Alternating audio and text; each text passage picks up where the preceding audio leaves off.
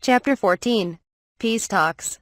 It had been 30 days since the last of the Alago soldiers had disappeared through the mountain pass they'd come from.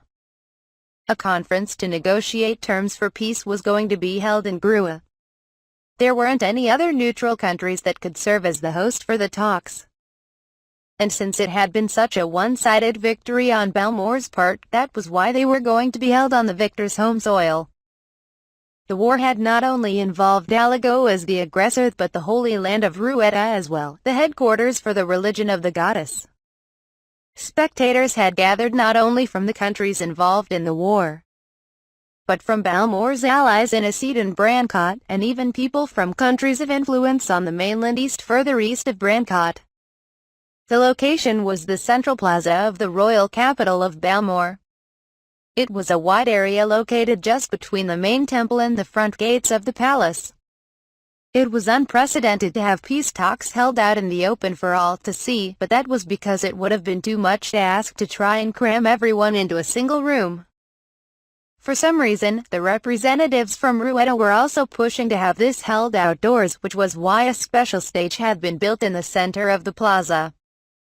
There were plenty of influential people in attendance, but most were only there to listen, not speak. The only ones participating in these talks would be Balmore, Alago, and Ruetta, with the chance of asking Asid their opinion on certain matters, since they shared a border with Alago as well. Everyone from Balmore was calm and composed. Not only were they not at fault since they'd been the ones who were invaded, they ended up victorious as well. The representatives from Alago, on the other hand, were absolutely pale in comparison. Strangely enough, the group from Ruetta was absolutely unfazed, despite how awful the situation should have been for them.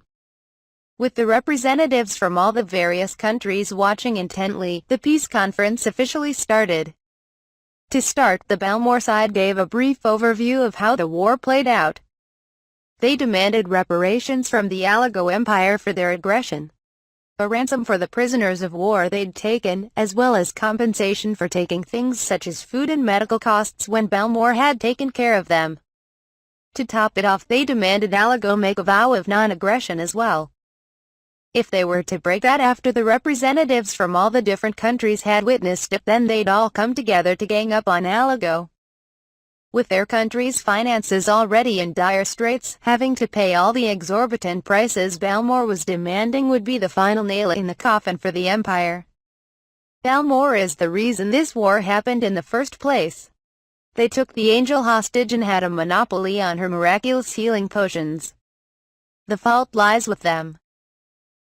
Our country was only trying to save her, Alago's prime minister desperately argued. Kauru, however, casually brushed aside his assertions. I'm not really an angel, you know. I just happened to end up here after wandering around from country to country. I sell potions to everyone, whether they're from Asid, Brancott, Ruetta, or otherwise. Why didn't Alago just pay for some as well? But they wouldn't arrive in time because of the expiration date. I mean, yeah, not much you can do about that. An expiration date is an expiration date, after all. You wouldn't be too happy if Balmore declared war on you if they weren't able to get the fresh fish you caught delivered to in time, right? Quote. Kauru had effortlessly shut down the Prime Minister's counter-argument. But that said, you may have a point. I'll work on fixing the expiration date to make sure they can make it to Alago in time. What? And I know that trying to pay all this compensation to Balmore is going to bankrupt your country, but I might have a way to help you with that. Would you care to hear me out? That was when Kauru revealed to them the shocking truth. There was an enormous island out in the sea, west of Alago's borders, that rivaled the empire itself in terms of size. It was overflowing with natural and mineral resources. Seafaring was completely undeveloped right now, and Alago had an overwhelming advantage over the other countries since they were closest to the ocean. They couldn't have a monopoly on it, but Balmore was willing to let them have a go at it if they wanted to make a voyage to find the island.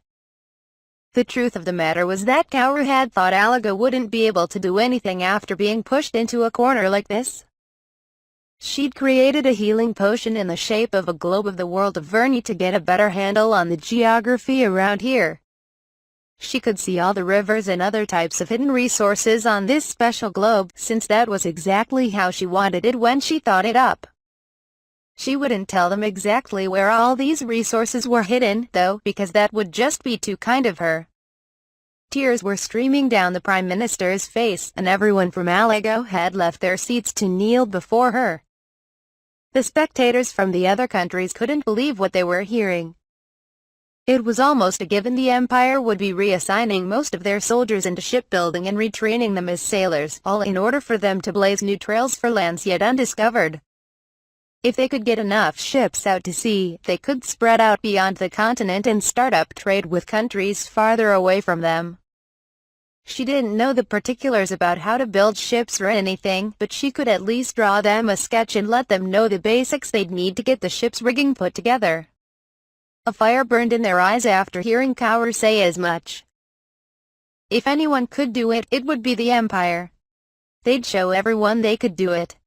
The representatives from the other countries, on the other hand, were in a panic over losing their chance to jump in on this veritable treasure island. Miss Kaoru, do you think we could have some of those blueprints as well? Balmore is already going to get yearly payments from Alago while they pay off their reparations. It's not good to get too greedy.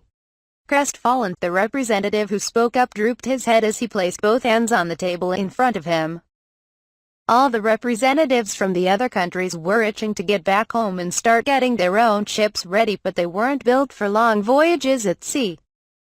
They'd need to work on building a brand new type of ship if they wanted to make that dream a reality.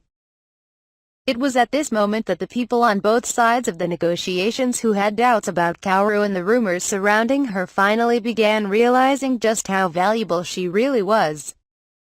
Balmore wasn't trying to make the citizens of the Alago Empire starve to death or anything, which was why they allowed the Empire to pay off the reparations in installments. Alago jumped at the chance, seeing a ray of hope for their future now that they weren't going to end up bankrupt trying to pay what they owed. With the Alago side looking much better than they did at the start of the talks, it was now time to deal with the Holy Land of Ruetta. Ruetta was optimistic about their position here. They already had their own ace in the hole prepared from the beginning, and after seeing how well Alago had been treated, they believed they could make a comeback as well. Unlike the Empire, which had entrusted full diplomatic authority to their prime minister, the Pope of Ruetta himself was in attendance, even though negotiations could have been handled by a single cardinal. Ruetta has cast aside their position as a neutral country and lent their support to Alago. As an enemy who assisted in the invasion of our country, we demand reparations as well. Those are nothing but baseless rumors. Our country remained neutral. We never aided the Empire in any way, one of the cardinals shot back, vehemently denying the claims laid against them.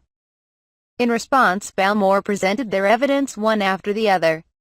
Not only did they not warn Balmore of Alago's invasion, but the messenger they sent to suggest Kaoru had escaped arrived suspiciously fast considering the circumstances. They were on orders to take her away by force if she refused, and if they wanted proof, they could bring out the cardinal who'd tried to do just that. Not to mention the cardinals and priests they'd captured along with the northern invasion forces, who they could also bring here at a moment's notice. There were also the secret agreements between Ruetta and the Empire Balmore had learned by interrogating Alago officers. The other countries had received notices from Balmore stating how Ruetta had betrayed the goddess and had been excommunicated because of it, but they didn't know the particulars until now. The representatives present lashed out with criticism and condemnation against Ruetta's actions. We know nothing of what you claim. We demand you immediately withdraw such remarks and apologize for the dissemination of such insulting and slandering rumors that do not contain an ounce of truth to them. Isn't that all supposed to be true? Kaoru responded. Did the news not get to you guys in Ruetta, or are you just hiding it now because it'd be inconvenient for you otherwise? How dare you? You're nothing but a servant of the devil. Oh. Wasn't I supposed to be an angel sent by the goddess? No matter how many times I denied it, everyone from Ruetta just seemed to wanna keep calling me that. The cardinal's face turned bright red as Kaoru nonchalantly brushed him off. After staying silent throughout the whole exchange, the Pope finally stood up. Enough. If it has come to this, then I will use our country's most sacred item to prove that we are in the right. Follower of the devil, you will rue the day you sat to fool the people into thinking yourself an angel. This is the instrument that will spell your doom, he proclaimed, clutching a crystal sphere in his hand. I never claimed to be an angel in the first place. You guys were the ones saying that, and I've been denying it this whole time. Silence, the Pope roared back, furious that Kaoru was dense enough to not catch on to how impressive he was trying to make himself look.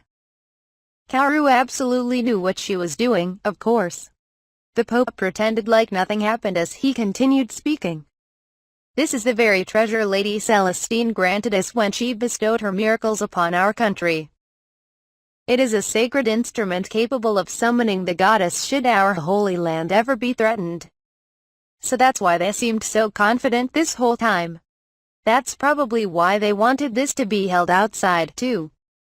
There would be a great many more witnesses to the goddess's dousent if it were done outdoors and would leave a bigger impression as well. Oh boy, I wonder if this is what I think it is. Something about it had struck a chord with Kaoru. I'm pretty sure this is one of the things Celeste brought up when she was complaining to me. That thing will probably end up doing what he said it would, but not for the reason he's thinking. Behold, the miracle of the goddess. Feast your eyes on the proof that we are the blessed citizens of a great and holy land. A brilliant flash erupted from the crystal in his hand. The next moment, a sphere of pure light appeared in the sky above. The sphere gradually changed shape, eventually taking on the form of a resplendently beautiful girl. The goddess Celestine had descended. The Pope kneeled down before her, a look of immeasurable joy on his face. Where's the distortion? Celeste roared at him. Her. The Pope could only stare blankly at the goddess.